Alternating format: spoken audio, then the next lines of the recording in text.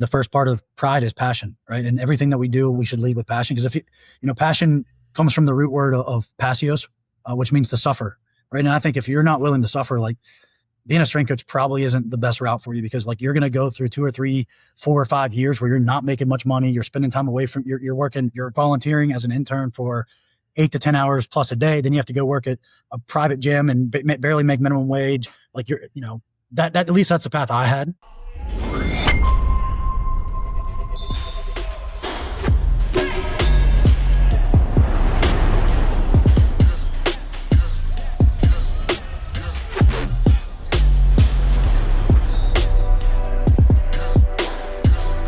What's going on, Samson Strength Coach Collective listeners? On today's episode, we have Adam Kolberg, head strength and conditioning coach at Fairmont State University. Adam, thank you so much for coming on, man.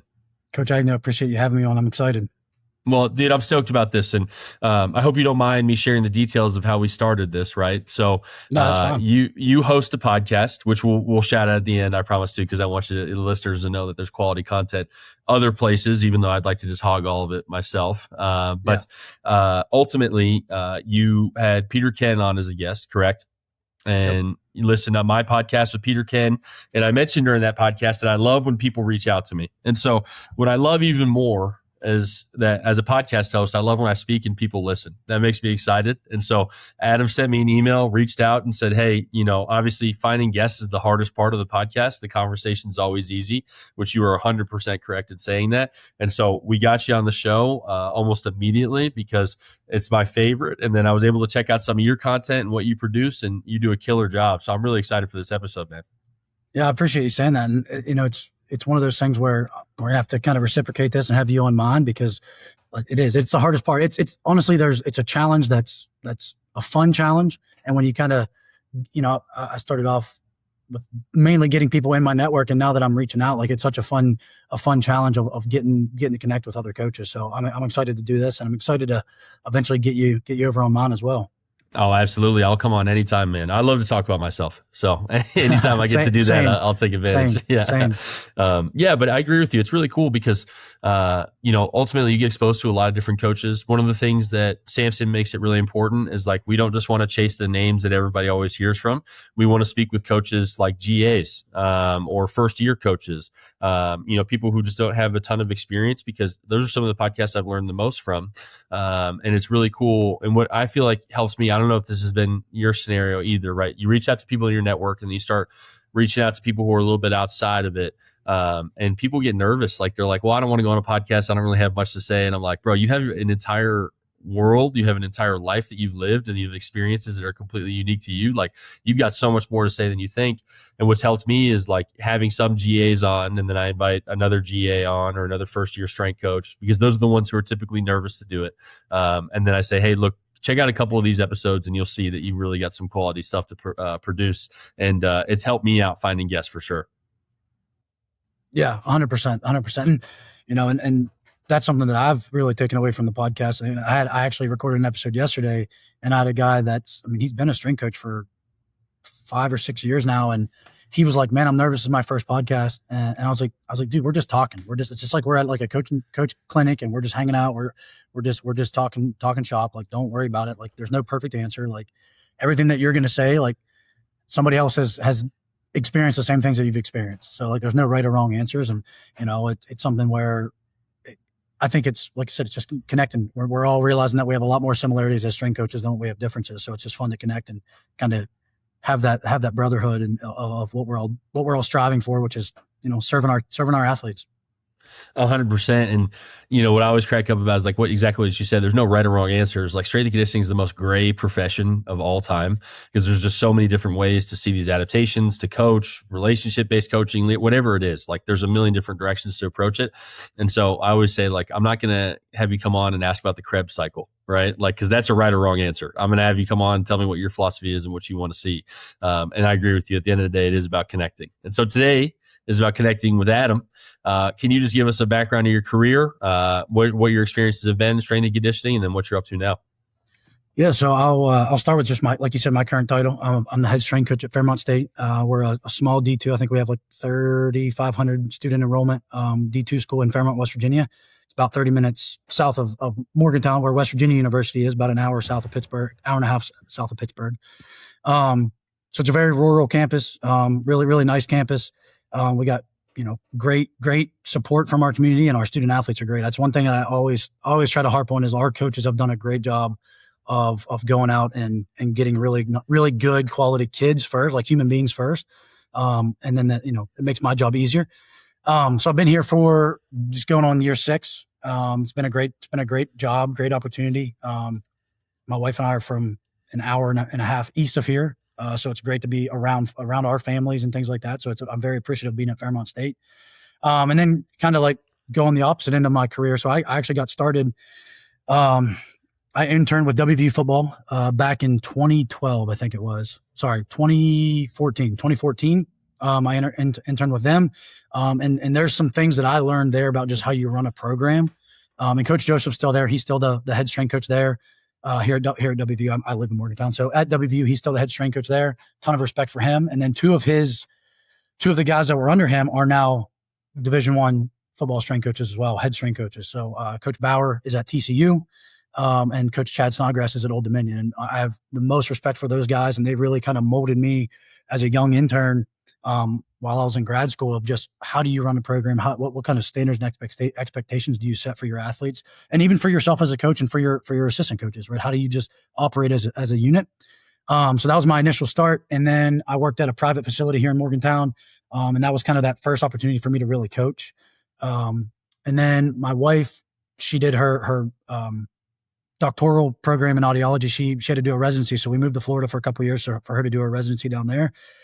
Worked at a private facility down there where we did some combine prep. And then I moved over to a different facility where I was working with, just with baseball pitchers. That was like our whole thing was we only worked on developing baseball pitchers, which wasn't something that like I set out to be like. Baseball wasn't like the sport I set out to work with, but it was a really good learning curve for me because it made me like really hone in on like the specific aspects of training those athletes. And how those athletes move. And then while I was there, I kind of reached out to University of Tampa, and I was able, and they're like an elite Division II program out there. So I was able to go and get a year of volunteer experience with them, reach out to the Yankees. They're minor league complex. And thankfully the guy that was the coordinator at the time, Rigo Fabulous, he gave me an opportunity to come over and just shadow for a day or two, have a couple conversations. And he was like, look, we don't have a position for you. He's like, and I don't really like the idea of unpaid internships. He's like, but if you want to keep coming around, we'll love to have you come around. So I did that. I basically was going over there and just essentially volunteering again as a coach.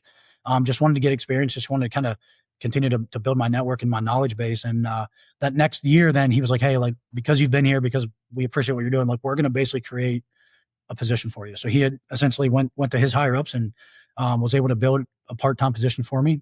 So I spent that year with the Yankees. And then Yankees minor league program, and then the Rockies. I got hired by the Rockies that next year and spent 2 years with them. And the one thing that I take away from them is with being with the Rockies is we as a staff.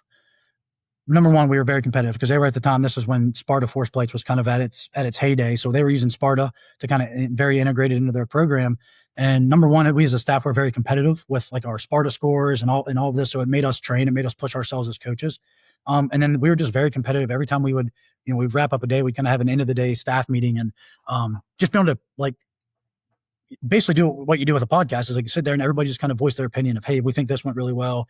And I'd never really had that as much. Like I hadn't worked in like a Division I setting where, I was with 5 other coaches and things like that. So it was really good for us to kind of hold each other accountable and challenge each other and almost compete with, who was the smartest guy in the room, who had read the most books, who was up on the most research.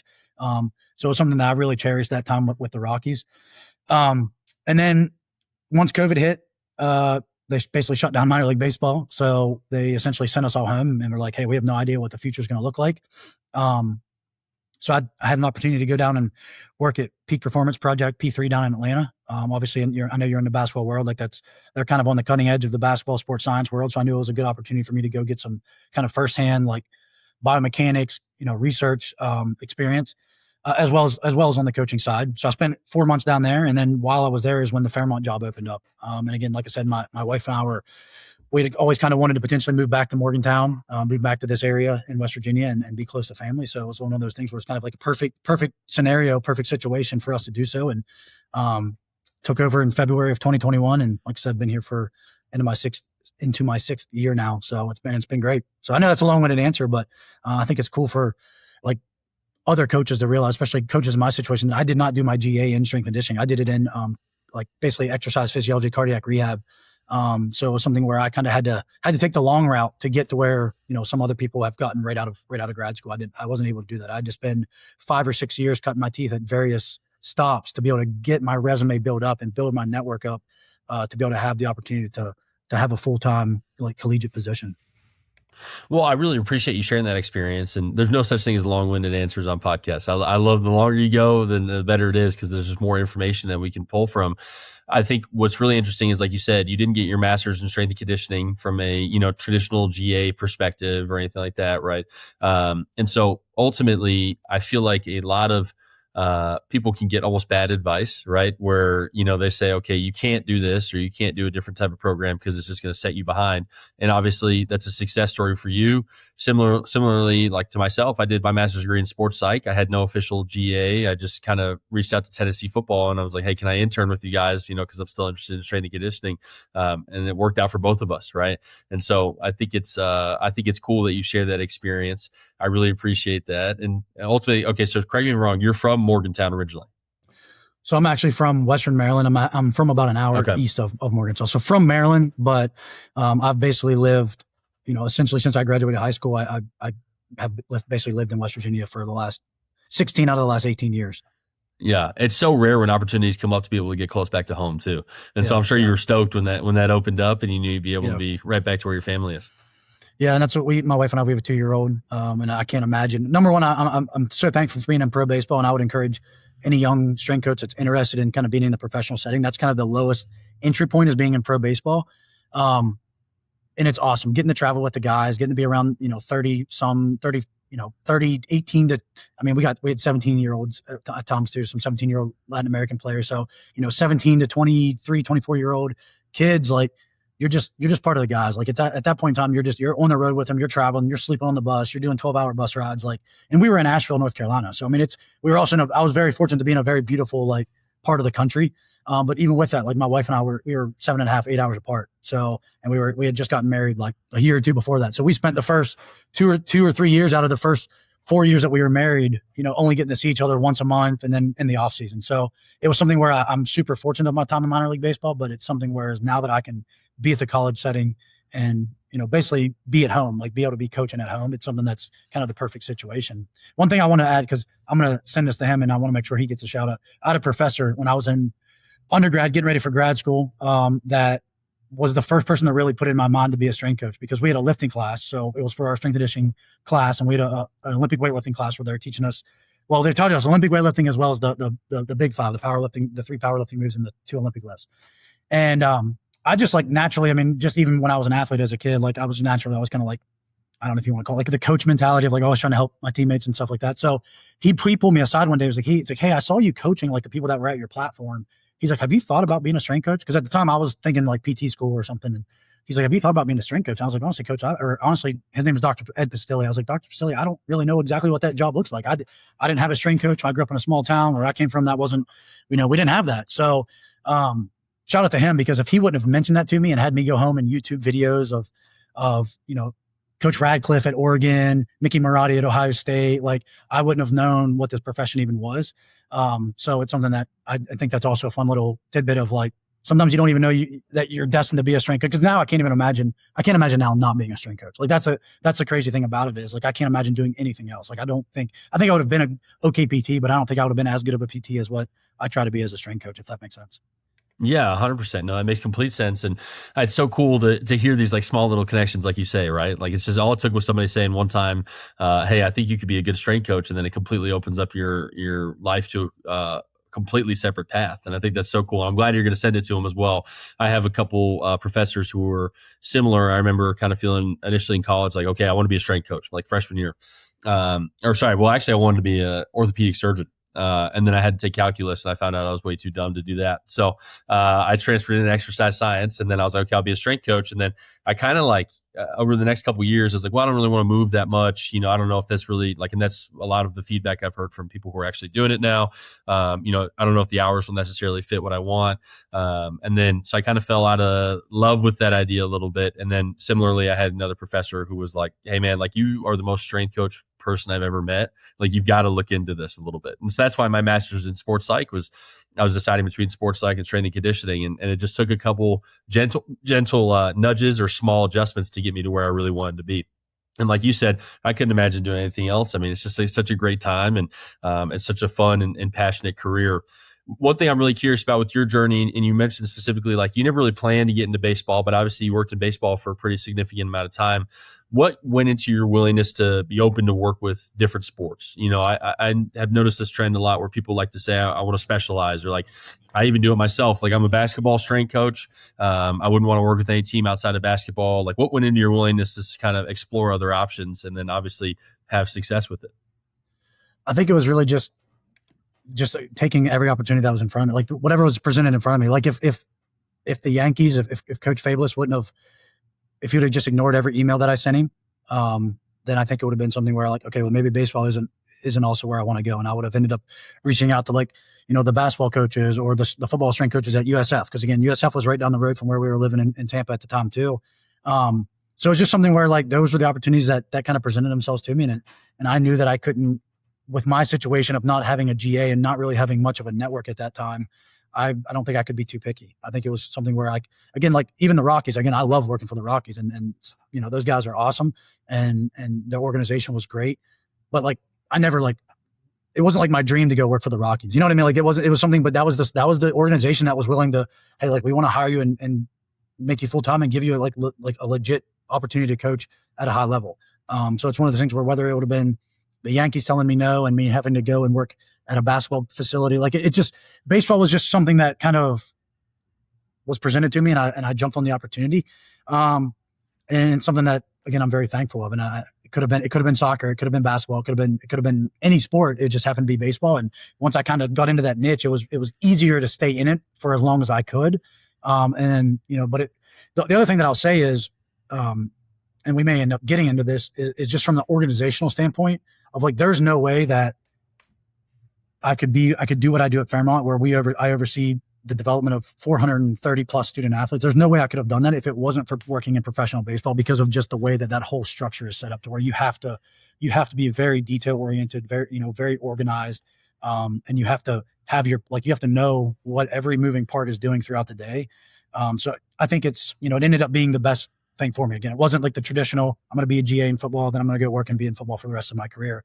I think it was a kind of a blessing in disguise in terms of like, I didn't know why I was getting into baseball. It was just the only job that was open to me and people were willing to take a chance on me.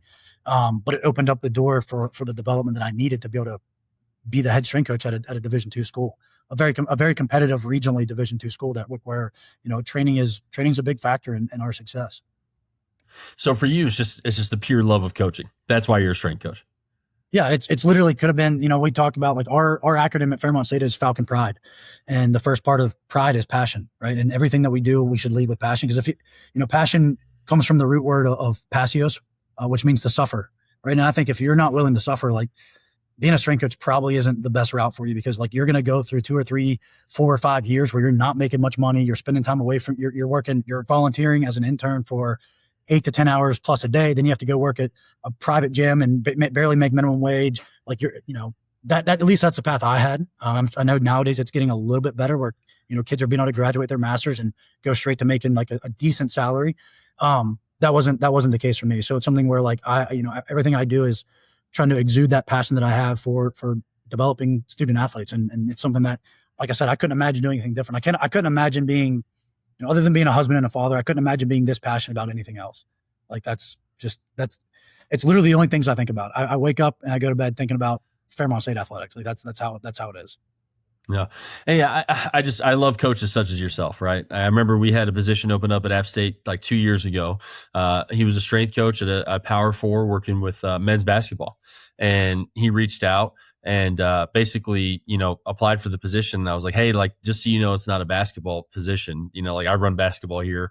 He's like, I don't care. He's like, no, I just want to coach. Like, he's like, and I want to be in locations where I believe in the athletic department, and I believe that we can make a difference, like you said, in the student athlete experience and make a difference in their lives. And I was like, this is a dude. Like, and then of course we went into a hiring freeze, so we weren't able to hire him, which was a massive pain, right? Which I'm sure on the administrative end is never fun.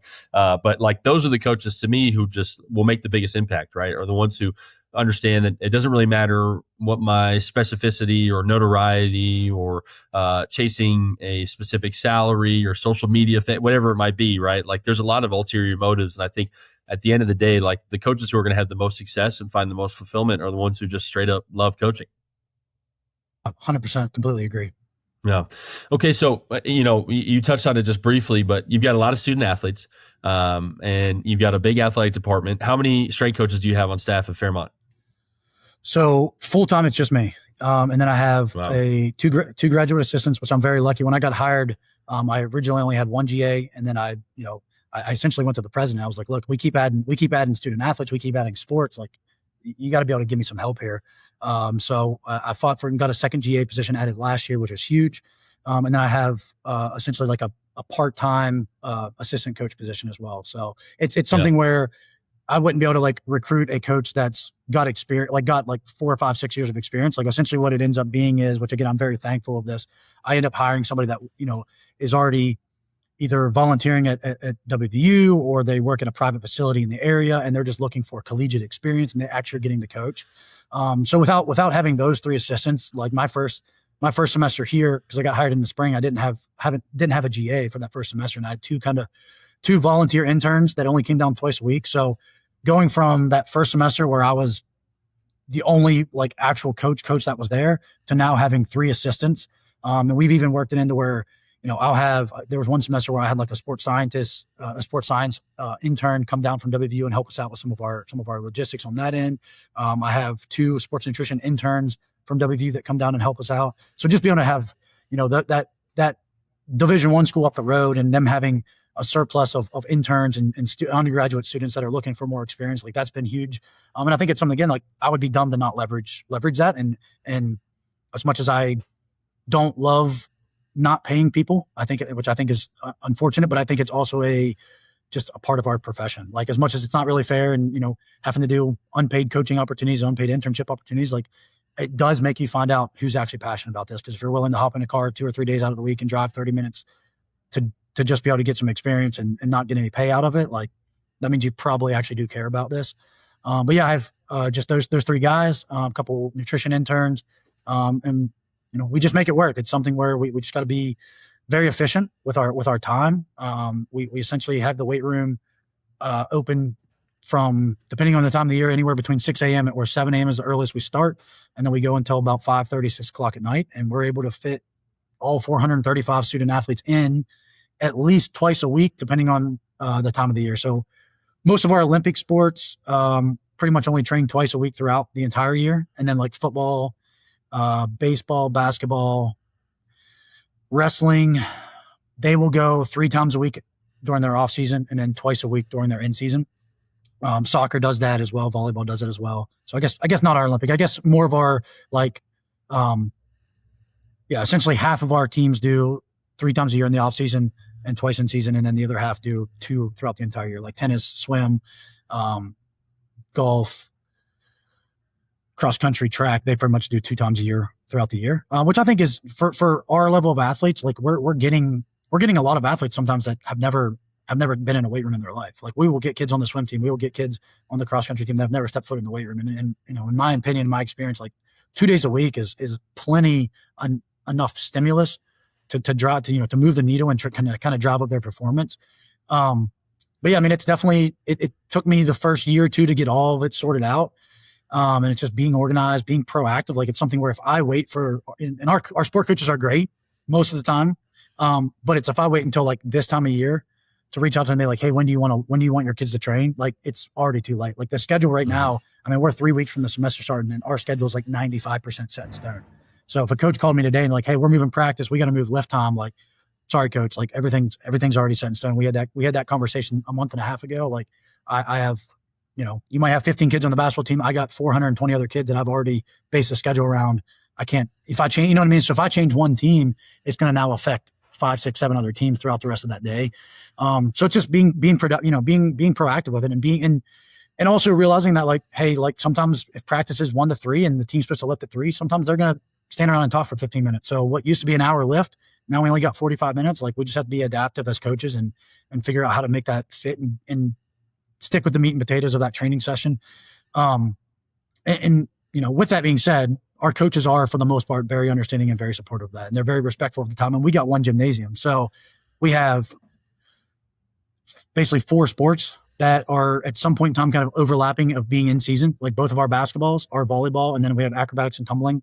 And essentially they're all overlapping at some point during the winter where they all have to share one court. And how do you get 4 teams practicing on one gymnasium? So our coaches are very used to that, and being adaptable and being efficient with their time.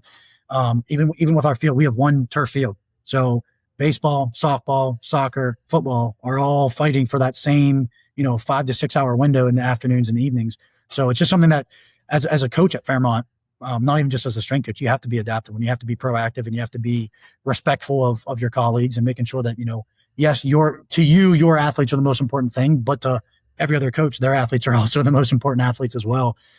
So it's definitely some nuance, but again, I look at it as, our GAs when they graduate, like they're gonna understand that. And I've had 2 guys that are at the Division I level now working, and it's something where, like, they leave Fairmont, they go to one of my guys is at Baylor. You go to Fairmont where you're trying to squeeze every kid into the weight room, where you go to Baylor, now you have 3 or 4 weight rooms.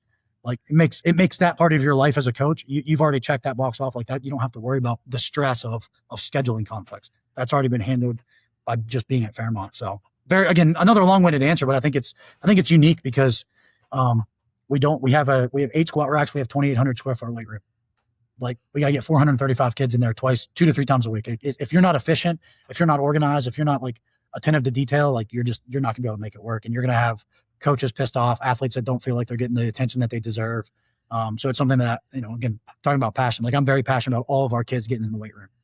Mm-hmm.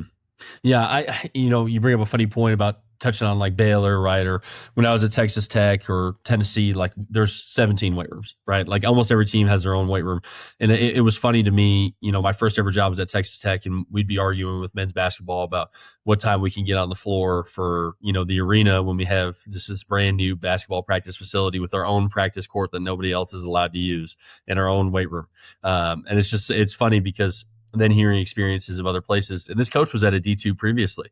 And so like just hearing about like when you get spoiled a little bit, how much you can kind of forget your roots about, okay, we have to be as efficient as possible. Or, ultimately this is a shared university. It's not, the women's basketball or volleyball university. It's an entire athletic department. And so people have to be conscientious of each other. And obviously, like you said, it's a tough system. It's something you have to stay on top of and be organized with. How many teams do you have personally? Yeah. So essentially I still take responsibility for especially anything that would go bad, which we very rarely have anything like that happen. But at the end of the day, I tell my GAs, like, look, no matter what happens, like, this falls on me, right? Even if it's something that happens under your watch with your team, it still falls on me because I take responsibility for everything that happens in that weight room. But directly I oversee volleyball, soccer. We only have women's soccer. So volleyball, women's soccer, football. My one GA does kind of take the football developmental group, men's and women's basketball, men's wrestling, and then baseball. Wow. So then our teams are divvied out. Cross country and track are divvied out. Men's and women's tennis are given out to GAs and assistants. Softball is given out to a GA. Swim is given out to a GA. And I'm forgetting a sport. We just added women's wrestling. So there'll be one of my GAs will cover them. And then also I cover A&T. I forgot about our acrobatics and tumbling team. And that's another thing. Most people aren't familiar with acrobatics and tumbling. I don't know if you've had anybody on the podcast that is working at a school that has that. But we essentially, because I always like to give them a shout out too, we finished 4th in the country this year at nationals. And the 3 teams that we lost to are D1 schools. So Baylor, Damn. Oregon, and Quinnipiac. So we're elite in terms of our A&T team. So they're definitely one of the teams that I take a lot of pride in kind of how we run the weight room. Because, just to give you an analogy, the way I always describe it is our A&T team, that's like having a room full of like middle linebackers in female form. Like they just want to come in and work. Now again, that's not all of them, but it's 90% of the girls. They want to come in and they're always asking, like, they want to go heavier. They want, they want to work. They might complain at the very beginning of the lift. Do we really have to lift today? But once you get them going and, hey, like we got 90% on the bar today, like they're going to get fired up and ready to go. So yeah, I think it ends up breaking down where I have, 9 teams that I oversee, and then my GAs each have 2 to 3 each. How do you balance that? I mean, because again, like I do think it goes back to me of being the kind of like the spoiled aspect of it, right? Like, it's fun to work with different teams. It's fun to organize, different lifts and be exposed to different cultures and teams and people. But sometimes people can say like, it's too much for me to have 2 teams. It's too much for me to have 3 teams. Like, how do you balance having 9 teams and also running a department? Yeah, I mean, I wouldn't be able to do it without the help of the GAs and knowing that I can trust them in terms of the teams that they are overseeing. So that's a big thing, number one. And letting them, we do have kind of clearly defined, like, approach to what we do in a like a unified approach, but it's not set in stone. Like if they want to run a 1x20 with their athletes, as long as they can come to me and be like, hey, this is what I want to do. This is why I think it's beneficial. Like, I'm going to let them do it. There are some things that we need to do, which I'll come back to here in a second, kind of just some of our standard training philosophies that I'm big on. But it's really just, again, it's just being efficient. It's time management. Like I said, go back to being in baseball. If I wouldn't have been in baseball, I wouldn't have been able to figure out, how do I get these 30 guys into the weight room, which sounds way easier than it is, because it's only 30 guys. But we also, when I was in Asheville, the stadium that we were at did not have a weight room in the stadium. So we would have to drive across town, go to like a regular, I think it was an Anytime Fitness. We'd have to go to an Anytime Fitness. I would have to go in. I'd have 1 squat rack, and that was all I had. And I had to get 30 guys into the weight room, figure out, and I'd have them come in groups of like 5 to 7. So just that adaptability from the jump was huge. And just the organization aspect. And then one thing that I'm a big fan of is we use Trainer Relic. And I know some of our sport coaches don't love that our kids have their phone in the weight room. And I completely get that. Like there's times where like they're definitely not always being on their phone and being productive. And that's one minor flaw to the aspect of it. But if we didn't have Trainer Relic and we didn't have a way for us to put the programs out for the kids, have them log everything and keep track of it. Like if I was trying to chase around 435 workout cards, it would just be physically impossible to do. Like it would just not work. So I'm very fortunate to have that set up and that aspect of organizational stuff taken care of. But again, we're just efficient. Like, and the other thing that I didn't really mention is when I say having teams in the weight room, like there's only a handful of teams that are in the weight room by themselves. Like we have like softball lifts in the weight room by themselves. Our weight room can technically only hold 32 kids, because I never put more than 4 kids on a rack, and we have 8 racks, right? So softball has just the right number where they can be in there. Wrestling is usually in the weight room by themselves. Football will have like a 4-hour time chunk where they're in the weight room by themselves. And then the acrobatics and tumbling team has a time slot on Tuesdays and Thursdays where they're in there by themselves. The rest of the week, if you walked into our weight room at any other time out of the day, where other than those 4 or 5 teams are in there, you're going to see, like, you might see 5 baseball players on these 2 racks. You might see, 10 men's basketball players on this half of the weight room. You might see like a volleyball player making up a lift. You might see 3 golfers. You might see 3 tennis players. Like that's just how it is. So even though those are the teams that I oversee and I'm writing the programming for, I'm also going to be in the weight room while there's a tennis kid that I didn't write their program for. And I'm going to, say, hi, how are you? Talk to them, make sure that they, it's almost like we have it structured where the kids know when they need to come in, but it's almost like a semi-private, like in the private sector. It's almost where like we're kind of coaching by committee while the athletes are in there, because otherwise, if we only reserve time slots for those athletes between practice schedules and class schedules, there would be no way that we could make it work as efficiently as what we do.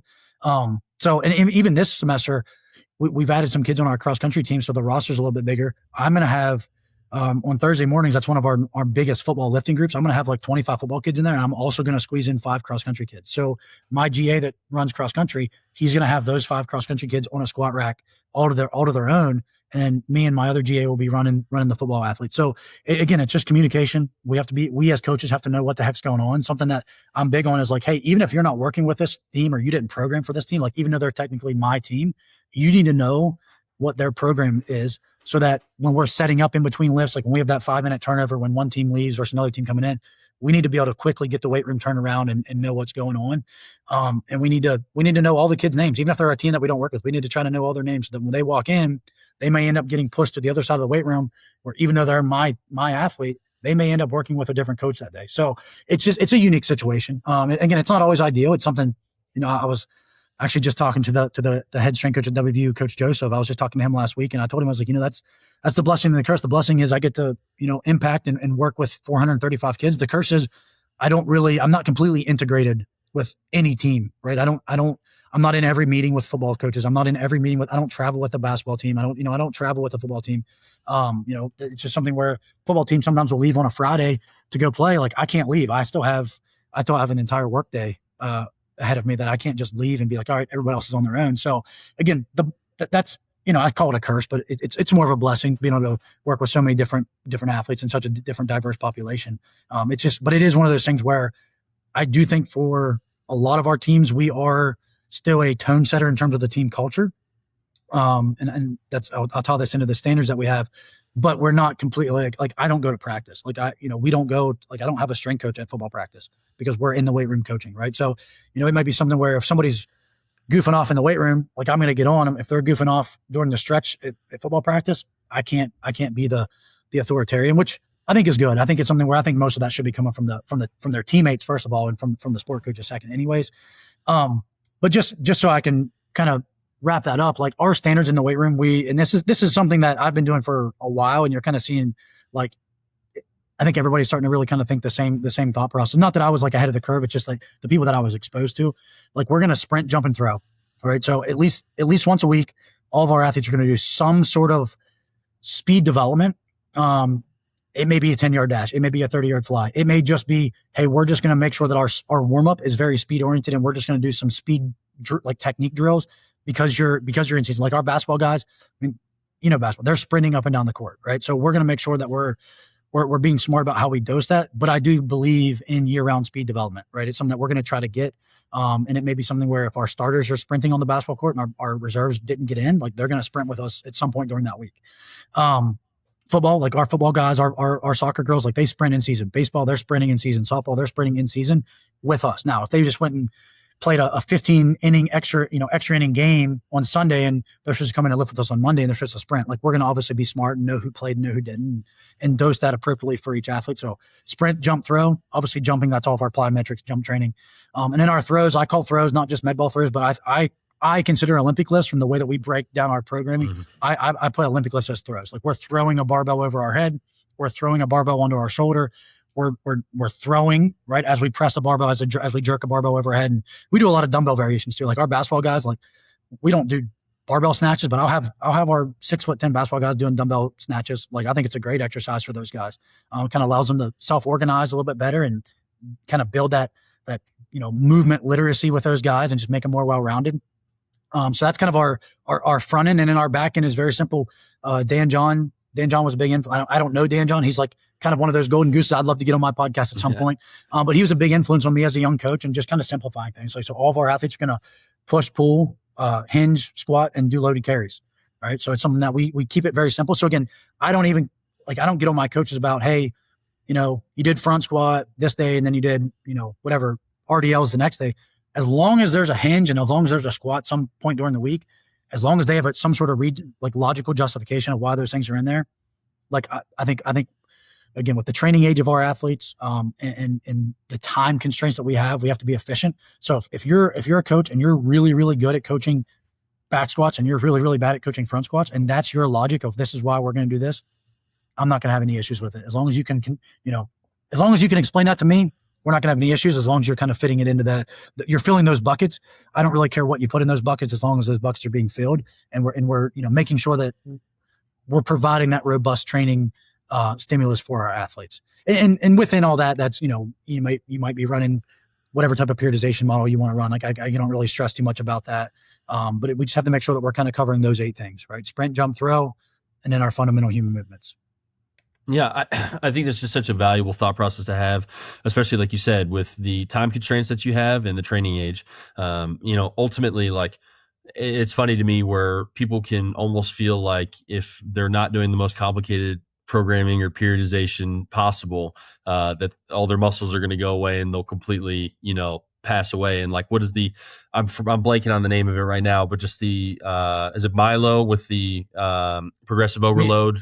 Milo Croton. Yeah, Milo Croton. Yep. Yeah. And so, ultimately, like, that's the first thing we all learn. Like, this is something that's been around for ages. And so if we progress in weight, if we have quality movement patterns, we're doing all the things that are athletic that will help us get better, we're going to get better in the weight room. And it doesn't have to be this crazy, insane program that's ultimately going to be, like you said, anti your time constraints. It's going to be really tough for you to program. It's going to be really hard for athlete buy-in, because you guys are going to be coaching multiple teams at some point.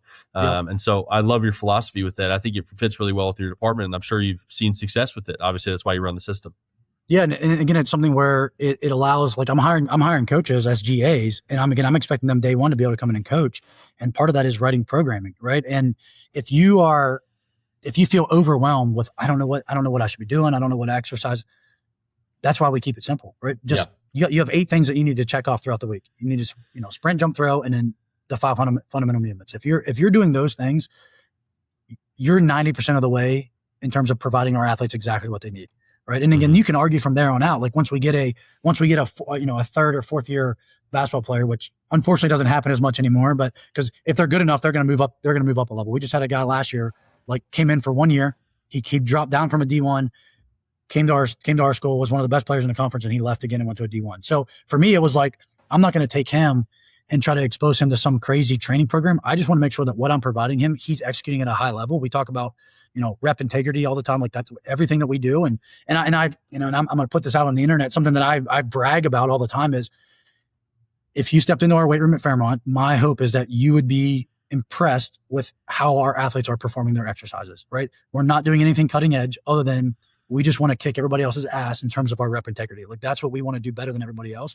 And we want to have fun doing it. We want to be motivating to our athletes, and we want to let them know why we're doing things the way we're doing it, why we're doing it at a high level. We just hold them to those high expectations. And, you mentioned, like, I'll talk to interns, and because I also run, internship program as well. And I'll talk to them, and we talk about how, in my opinion, how simple it should be to do program design. Now, periodization is different. Periodization, that's a little bit more nuanced. There's a lot more factors in, but in terms of program design, all you're doing at that point is it's just exercise selection, right? And we know that if you want to get your legs stronger, it's pretty simple. You just need to squat or deadlift or lunge or whatever it is, right? Those fit those patterns. And if you want to jump higher, okay, well, you need to jump, and you need to have your strength development from those fundamental movements.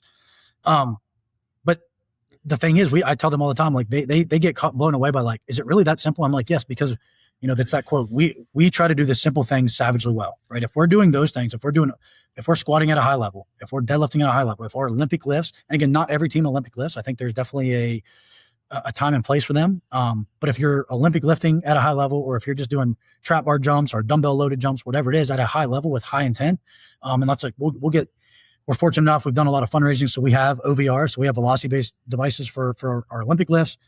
We use jump mats for, like, loaded jumps, so that we, it's something where, you'll have your linebacker and your running back and your receivers. They all have a certain percentage of weight that they're doing with their dumbbells, and then they're all competing with what their vertical jump is on the jump mats, right? So we've driven up the intent, but we're not reinventing the wheel. We're not doing anything that somebody else hasn't done. We're just trying to do it as good, if not better, than everybody else out there, right? And again, I say put it on the internet because it's something that, like, I presented at a conference a couple of years back, and obviously there's 30 or 40 strength coaches there, and I literally looked at all of them, and I'm like, that's how we're going to win. We're not always going to get the most talented kids, but we're going to hopefully develop them faster than what you are, and we're going to be able to beat those other teams that are in our area, in our region, just because we're trying to train our kids at a higher level, right? And when I say higher level, I mean higher repetition integrity, not higher level in terms of the exercise. Like, we're not doing like, I love Cal Dietz, but we're not doing what Cal Dietz is doing. Like, we don't have those athletes, we don't have that time, right? And we just don't have that training age,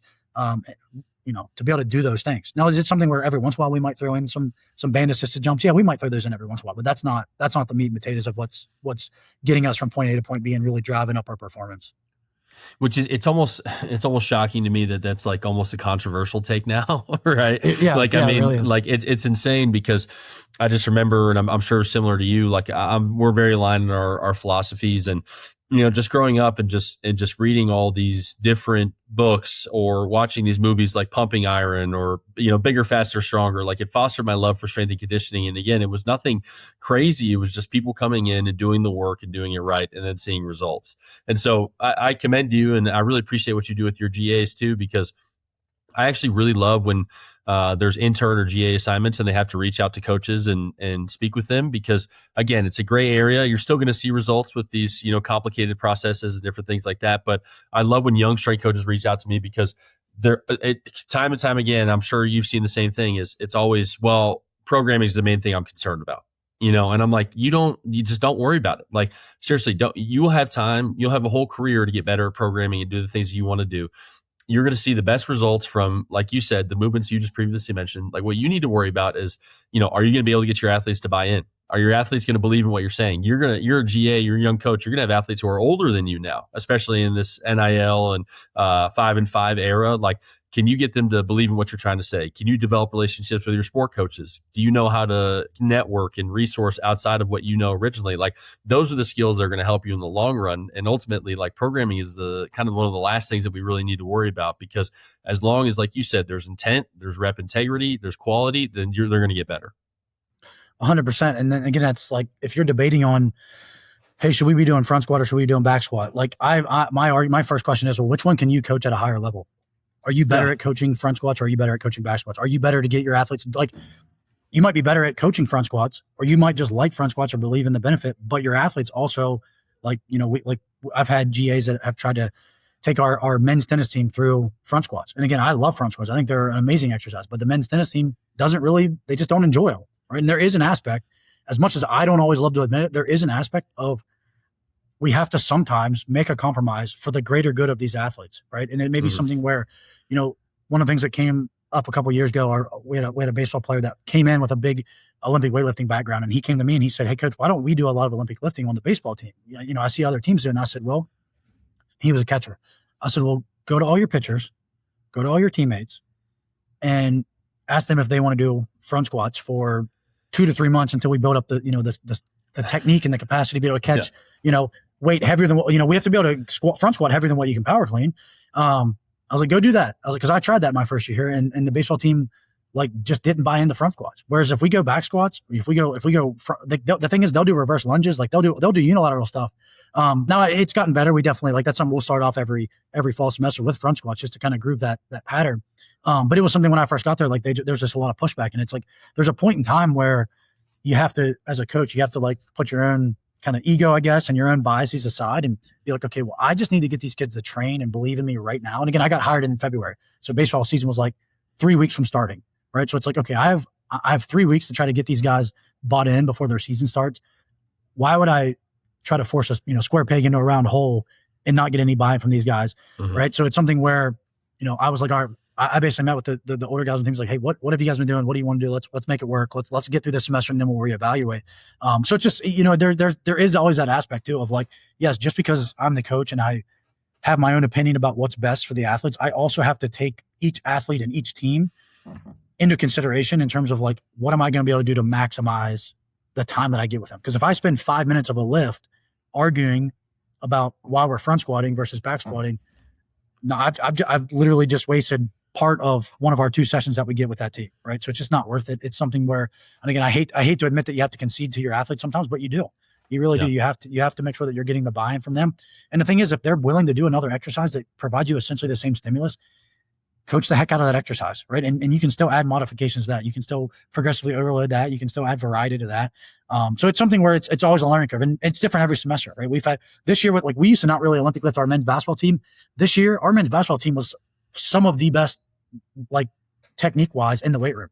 I mean, we had guys doing 225, at 6'9". That's just, I don't know about, maybe at your level that's more common, but at our level, that's not a very common, that's not a very common power clean for a 6'9" basketball player to number one, even buy into, but number two, have the proficiency and the mental fortitude to even want to work up to something that heavy. And this was a month into the season too. Now we backed off a little bit after that, but this was still in November before we went home for Christmas break. So it was something where it's a year by year thing, team by team, athlete by athlete.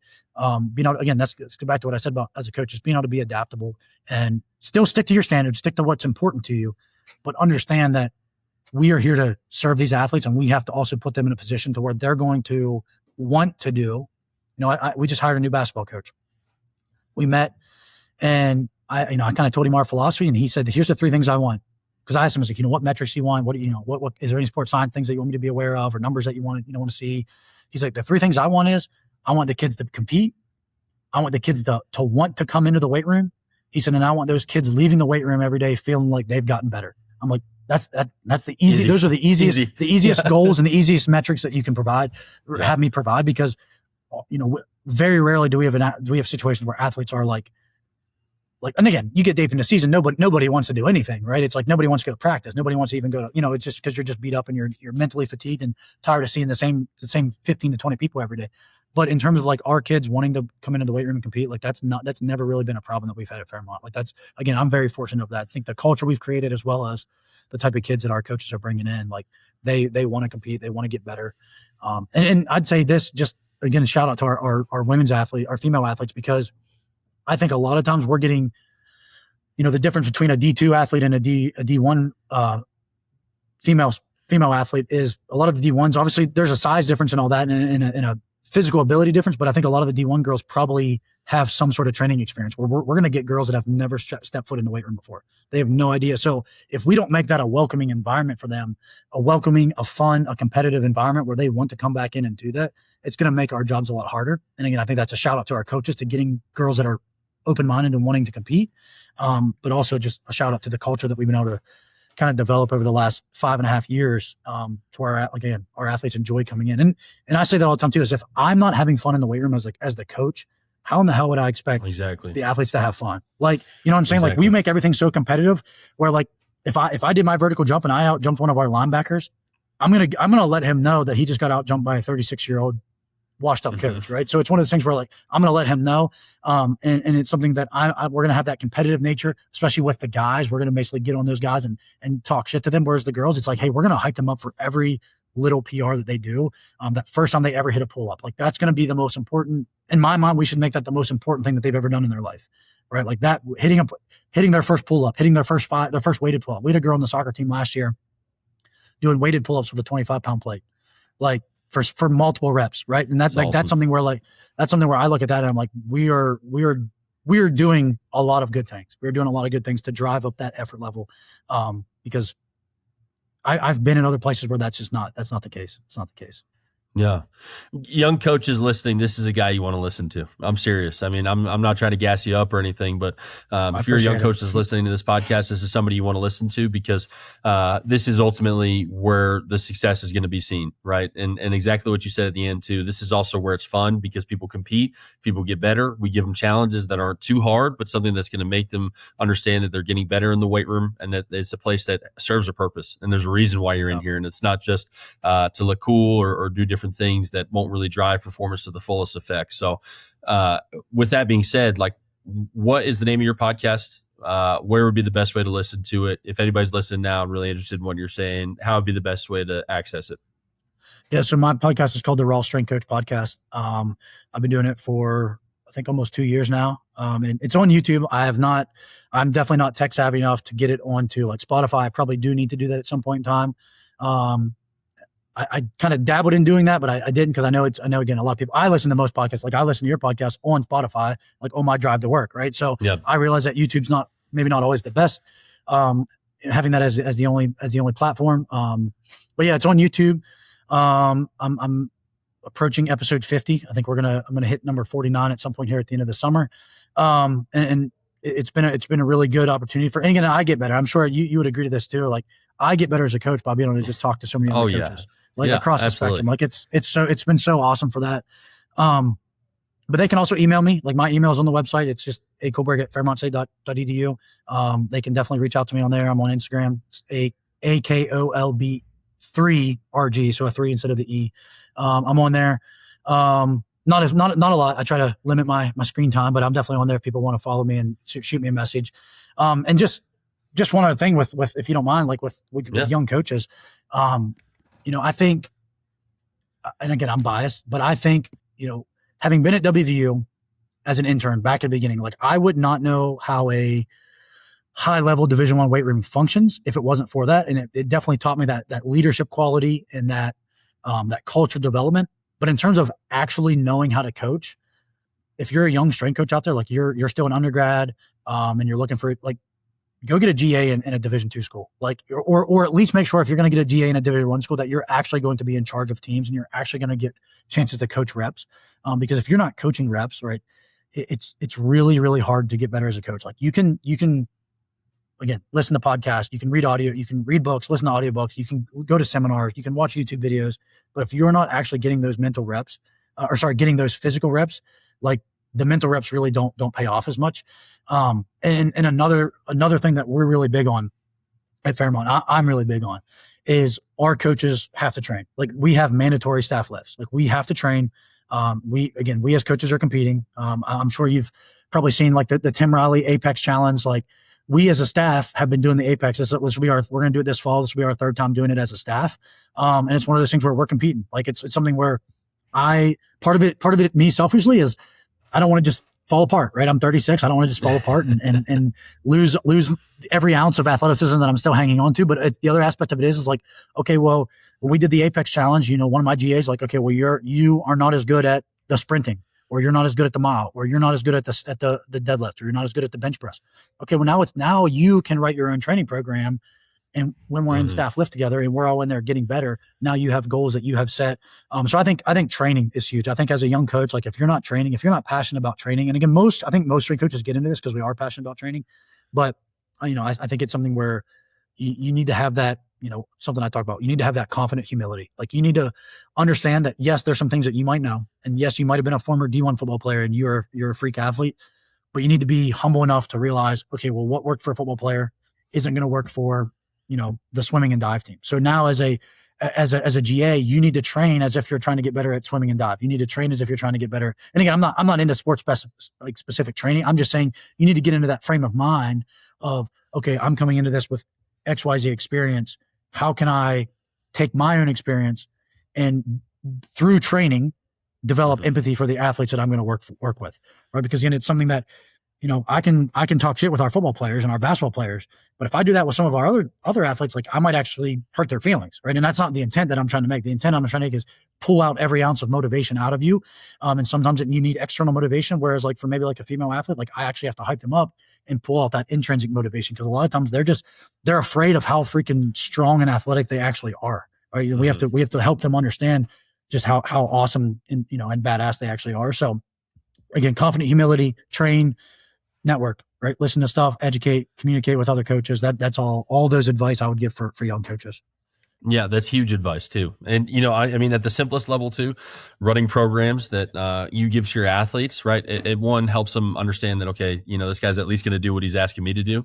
But then two, you also find the weak points, right? I'll never forget, I had a workout that it was RDLs, chin-ups, alternating V-ups and farmer's carries. And at the end, all the athletes were like, I can't hold on to anything. Like my forearms are, like so pumped up. And I was like, whatever, you're being babies. And then I went through it myself and I was like, okay, you know what? Like this is actually a little bit difficult. So I think it's even more fantastic advice.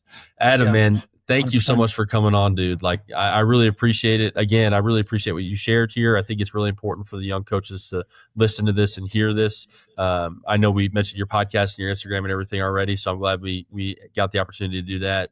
Outside of that, I just want to say thank you. It was a fantastic episode and I really appreciate it. Yeah, Coach, I appreciate you having me on here. And like I said, we're gonna have to run this back with getting you over on the Raw Strength Coach podcast, because I'm excited now to hear from you, because it sounds like we have some similar kind of thought processes on some things. So 100%. Cool. It's just gonna be two dudes reaffirming each other. Yeah, exactly, exactly. Yeah. But I appreciate you having me on here. It was a great opportunity, and I hope everybody enjoys it and takes something away from it. 100%, man. I appreciate you so much. Thank you. Yep, thank you.